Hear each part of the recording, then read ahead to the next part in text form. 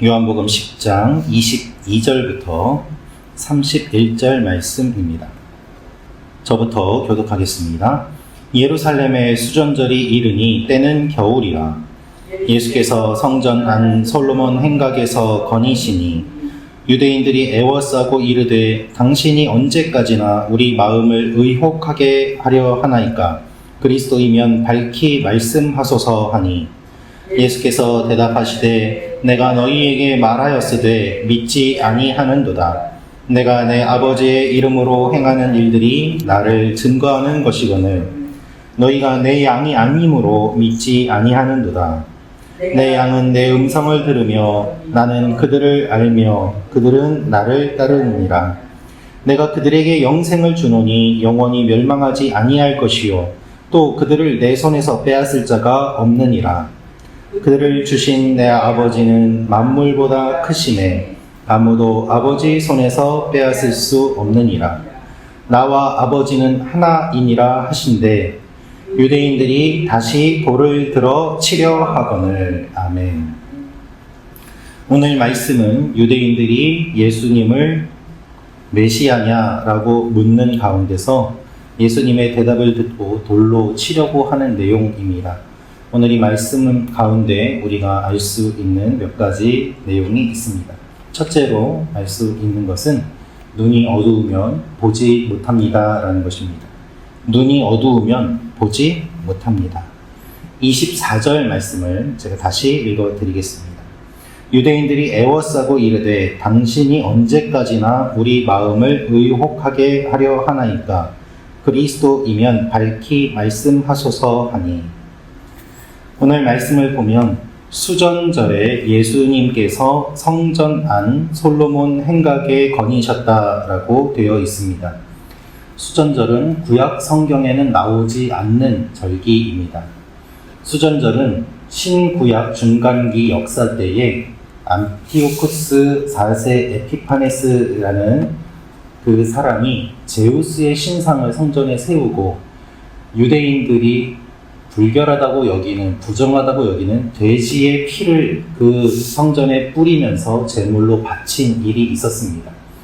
이것에 유대인들이 분개하여서 이 더럽혀진 성전을 회복해야 된다라고 생각하였고 BC 164년에 유다 마카베오라는 사람이 진두지휘하여서 무력으로 이 성전을 탈환하고 하나님께 봉헌한 사건이 있었는데 이 역사적인 배경을 한 것이 바로 수전절입니다.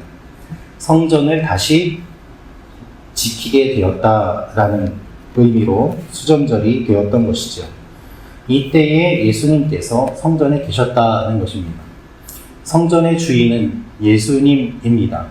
그 예수님께서 수전절에 성전 안 솔로몬 행각에 거니셨는데 이 성전의 주인인 예수님께 와서 이 유대인들이 이야기를 하는 것입니다. 당신이 언제까지나 우리 마음을 의혹하게 하려 하나이까? 의혹하게 하려 한다는 말은 영혼을 들어 올린다라는 의미입니다. 고정되지 않고 흔들리며 계속해서 의심하고 있는 사람들의 마음을 표현하고 있습니다. 분명한 것은 예수님께서는 모든 것을 투명하게, 명확하게 다 보이고 말씀하셨음에도 불구하고 사람들이 예수님을 보고서 확신을 갖지 못하고 그들의 마음이 흔들렸다는 것입니다. 사람들의 이야기를 들어보면 예냐 아니냐 분명하게 이야기를 하라고 이야기를 하고 있습니다. 언제까지 이렇게 의혹하게 하려 하는가? 그리스도이면 밝히 말씀하소서. 예수님이 분명히 말씀하셨음에도 사람들이 이렇게 반응하는 것은 예수님 탓이 아니라 그들의 탓임을 우리는 알 수 있습니다. 이러한 사람들에게는 몇 번이나 이야기를 해도 제대로 알아듣지 못하고 보지 못합니다. 그들의 눈이 막혀 있기 때문입니다. 우리도 신앙생활을 하면서 주님을 탓할 때가 많이 있습니다. 자신의 잘못을 인정하기 싫어서 주님께 원망을 돌릴 때가 많이 있습니다. 그러면 눈이 어두워지게 됩니다. 그리스도임을 보지 못하게 됩니다. 이 아침에 주님 앞에 기도할 때 주님 우리의 눈을 열어주시고 우리의 마음으로 주님을 가리는 일이 없게 하옵소서 기도하는 여러분과 제가 되기를 원합니다. 두 번째로 알 수 있는 내용은 양이 아니면 예수님을 믿지 않습니다 라는 것입니다. 양이 아니면 예수님을 믿지 않습니다. 25절, 26절 말씀을 보면 이렇게 기록되어 있습니다. 예수께서 대답하시되 내가 너희에게 말하였으되 믿지 아니하는도다. 내가 내 아버지의 이름으로 행하는 일들이 나를 증거하는 것이거늘 너희가 내 양이 아님으로 믿지 아니하는도다. 예수님은 분명하게 말씀하십니다. 나는 말했지만 너희가 믿지 않았다. 믿지 않은 이유는 양이 아니기 때문이다. 원어를 보면 당연히 믿어야 함에도 불구하고 너희가 믿지 않고 있다 라면서 예수님께서 그들을 책망하시는 내용이 원문의 의미입니다. 지금까지 예수님은 양과 목자의 이야기를 하시고 예수님이 선한 목자라고 하셨습니다. 그런데 그 이야기를 들었음에도 사람들은 예수님을 제대로 믿지 못하고 따르지 못합니다. 여러분, 예수님을 따르는 사람이 예수님의 양이고 예수님의 음성을 듣는 사람이 예수님의 양입니다. 이들이 예수님의 양이 아니기 때문에 예수님을 믿지 않는다라고 말씀하십니다. 내가 예수님을 믿고 있다면 예수님의 말씀을 듣고 예수님의 양임을 기억하며 주님의 길을 걸어가야 할 것입니다. 주님과 같은 길로 걸어가면 주님의 양이고 주님과 다른 길로 걸어가면 주님의 양이 아닙니다. 주님의 음성을 들으면 주님의 양이고 주님의 음성을 듣지 않으면 주님의 양이 아닙니다. 나는 오늘 어떠한 말씀을 듣고 따라가고 있습니까? 무엇을 들으며 따라가고 있습니까? 오늘도 주님을 믿고 따라가는 일들이 일어나기를 기도합니다. 주님의 양은 매일 주님의 음성을 듣는 존재입니다. 세 번째로 알 수 있는 내용은 유대인들이 다시 예수님을 돌로 치려고 합니다 라는 것입니다. 31절 말씀을 읽어드리겠습니다. 유대인들이 다시 돌을 들어 치려 하거늘. 예수님께서는 놀라운 말씀을 하십니다. 그것은 무엇인가 하면 주님께서 영생을 주셨는데 그들을 주신 내 아버지는 만물보다 크심에 아무도 아버지 손에서 빼앗을 수 없느니라. 나와 아버지는 하나이니라 라면서 예수님이 삼위일체 하나님이심을 분명하게 선포하시는 놀라운 장면이 본문의 내용입니다. 태초에 말씀이 계시니라로 시작되는 요한복음은 처음부터 예수님이 삼위일체 하나님이심을 선포하고 있습니다.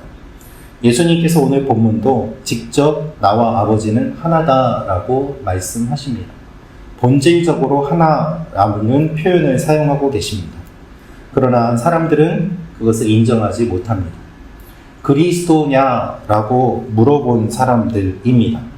그리스도이면 밝히 말씀하소서. 이 사람들이 이렇게 물어본 이유는 무엇입니까?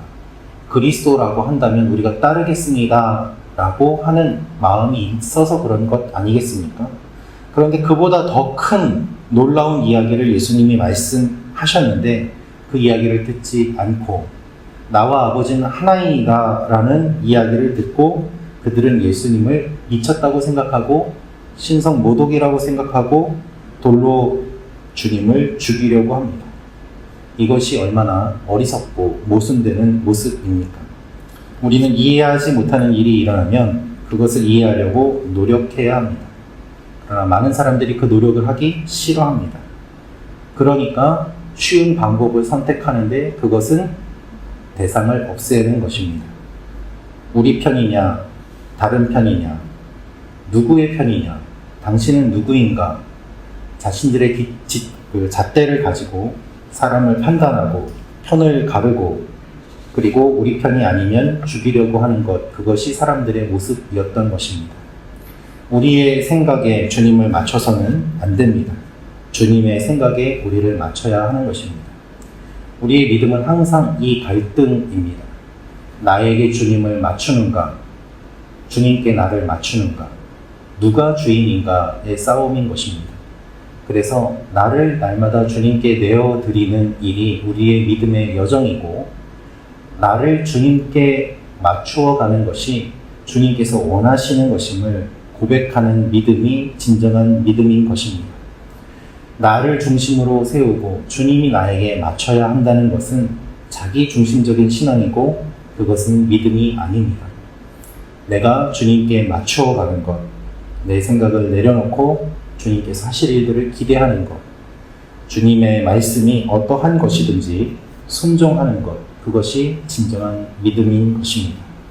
오늘도 우리의 생각을 내려놓고 주님의 말씀에 우리를 맞추어 가는 일들이 일어나기를 원합니다. 이 아침에 기도할 때 주님, 우리에게 주님을 맞추어 달라고 기도하는 것이 아니라 주님께 우리를 맞추는 사람이 되게 하옵소서 기도하는 여러분과 제가 되기를 원합니다. 기도하겠습니다.